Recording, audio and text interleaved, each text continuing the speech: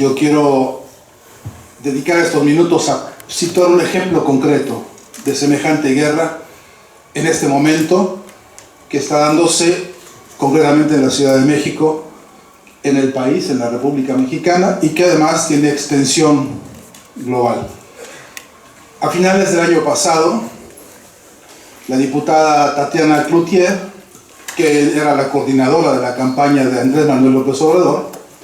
presentó una denuncia formal contra Enrique Krause, que es, decía Gregorio Seltzer, entrañable querido Gregorio Seltzer, periodista argentino que vivió mucho tiempo en México, decía que era el palafrenero de Octavio Paz. Es decir, el que le cuidaba los caballos a Paz.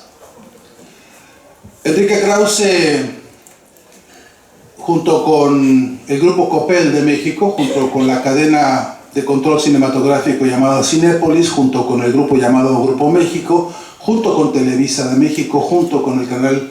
TV Azteca de México, organizaron un búnker mediático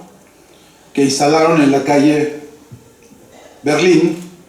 del barrio de Coyoacán en el DF. El barrio de Coyoacán, que es muy conocido mundialmente porque es donde está la casa de Frida Kahlo, la propia casa de Diego Rivera, la casa en la que vivió y fue asesinado León Trotsky. Ese barrio ahí es emblemático por muchas razones, sobre todo por la intensa vida cultural de ese lugar, la belleza del sitio y además las casas que hay ahí, que algunas son joyas. Y ahí se consiguieron una casita, los muchachos herederos de Octavio Paz, particularmente Enrique Krause, que fue su lugarteniente principal. En esa casa fundaron un búnker, un centro de operaciones para una guerra mediática contra Andrés Manuel López Obrador. Desde ese lugar, hoy las denuncias están publicadas por todos lados. Algunos de los miembros de ese búnker, por la presión política que hay en México hoy, por la inmensa e importante cantidad de votos que se produjo en la campaña de López Obrador, se ha creado una presión social y política tan fuerte que hace que salten todos los resortes de unas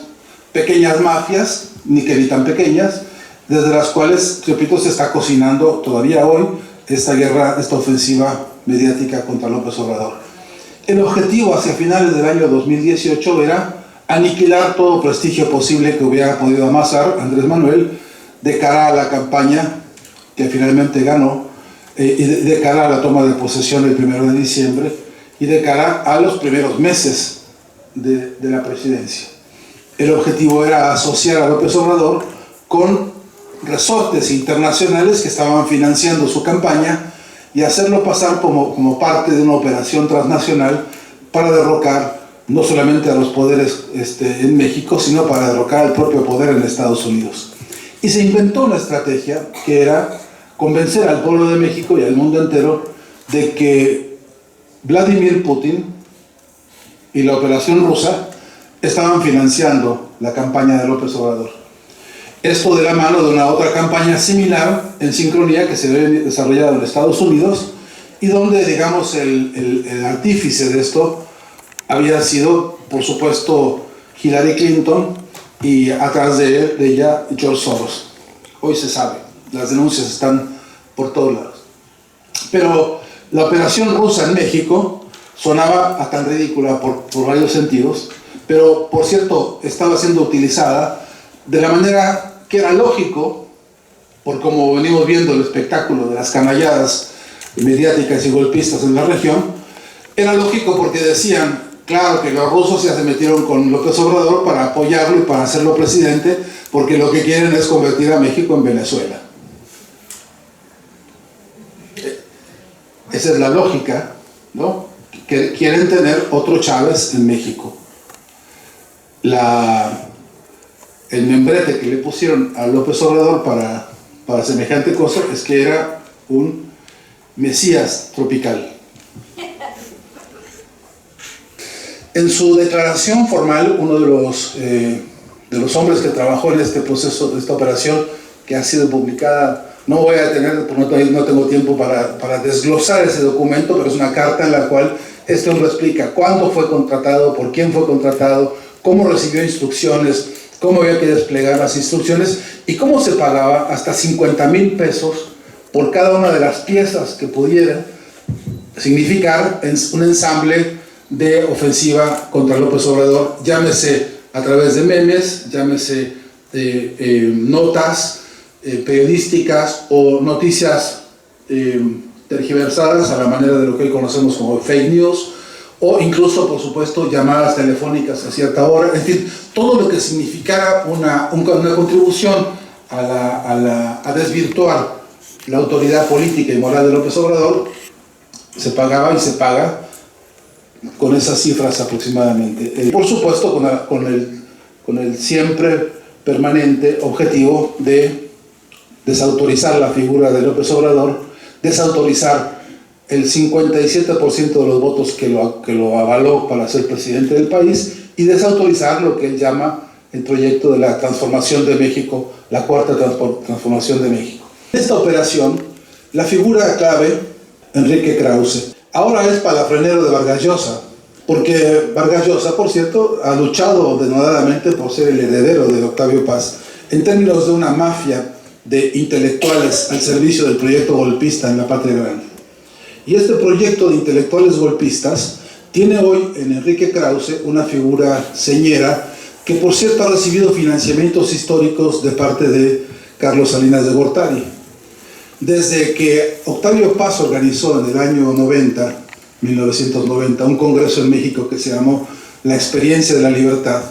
desde entonces se había asignado la tarea de construir un cuerpo teórico al proyecto neoliberal que partiera, digamos, desde las entrañas mismas del pensar de los pensadores intelectuales en América Latina. La política no puede no es una religión, en consecuencia no puede salvar a los hombres. Y Octavio Paz, como mejor idea, no tuvo más que llamar a un congreso internacional al que acudió una larga lista de nombres, todos ellos suscriptores de la idea de que la economía de mercado es, por fin,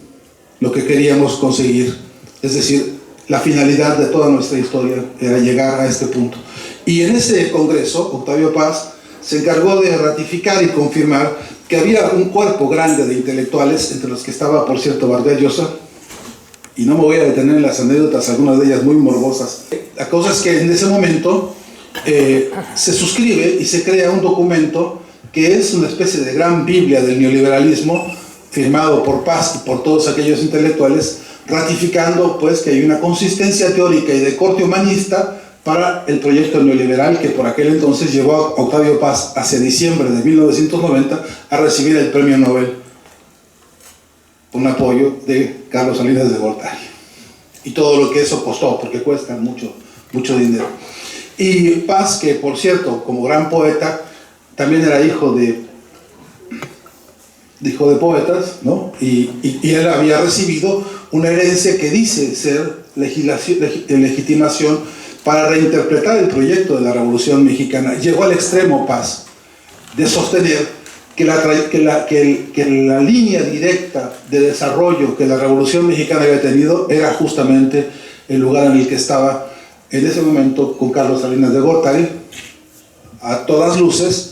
padre del proyecto neoliberal y padre del Tratado de Libre Comercio con Estados Unidos y con Canadá. No voy a hablar más del desastre que eso significó y concluyo. En la herencia de Octavio Paz sobre Enrique Krause, su palafrenero, tenemos hoy la articulación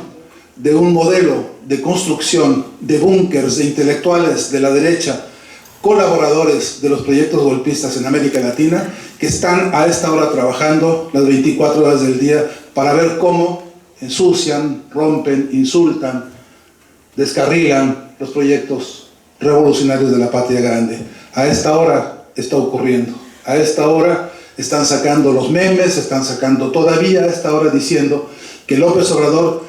bueno, ya está perdiendo puntos en la preferencia en México, bueno, ya se equivocó porque Trump lo acaba de derrotar con el asunto de la caravana de inmigrantes, bueno, no va a tener fuerza para resistir, bueno, ganó la presidencia, pero no ganó el poder, bueno, todo lo que ustedes quieran, pero sobre todo,